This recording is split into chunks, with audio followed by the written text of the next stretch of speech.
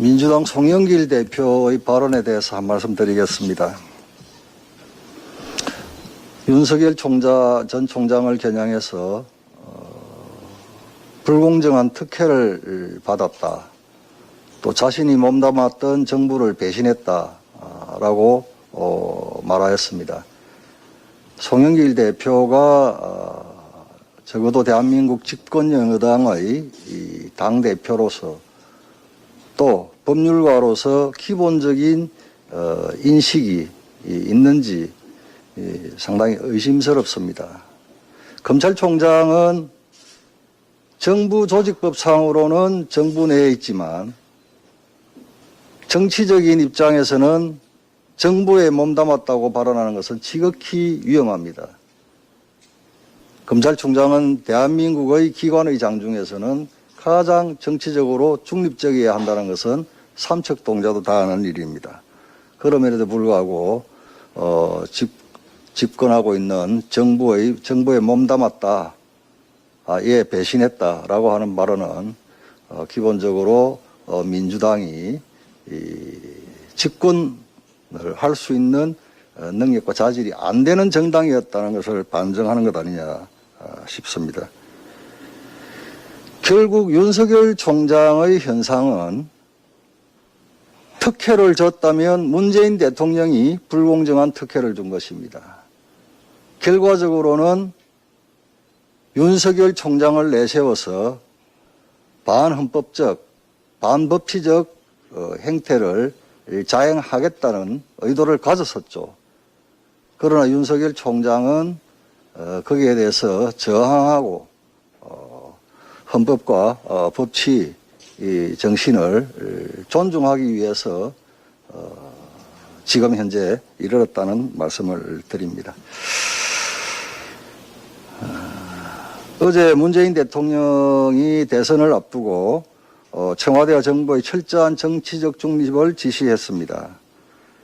당연하고 상식적인 이야기로 들립니다만 문재인 정권의 그간의 행태를 보면 립서비스에 불과하지 않나 싶습니다. 정치적으로 민감한 사건일수록 신중하고 철저한 수사가 진행되어야 합니다. 특히 선거에 영향을 줄 수 있는 후보자들에 대한 수사는 더욱 신중해야 합니다.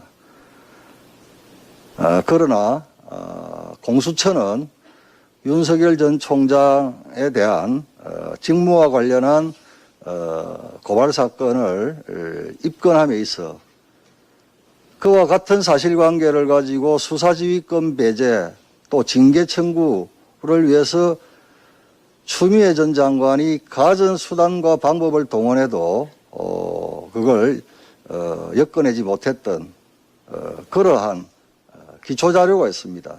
공수처는 입건하기 전에 법무부로부터 그 자료를 받았어야 합니다. 그 자료를 보고 판단했어야 합니다. 그럼에도 불구하고 공수처는 이를 무시하고 야권의 유력 대권 후보인 윤석열 총장을 입건했습니다.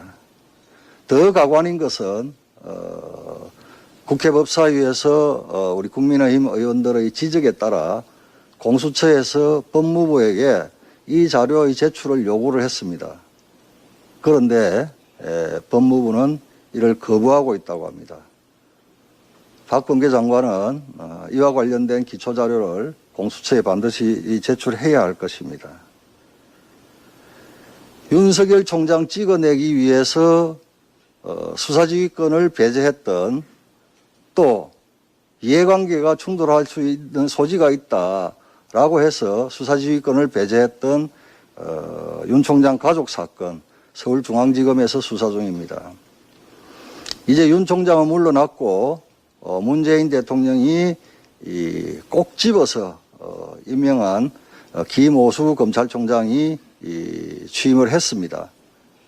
그러면 법과 원칙에 따라서 김오수 총장에게 기본적인 수사지휘권을 회복시켜줘야 합니다.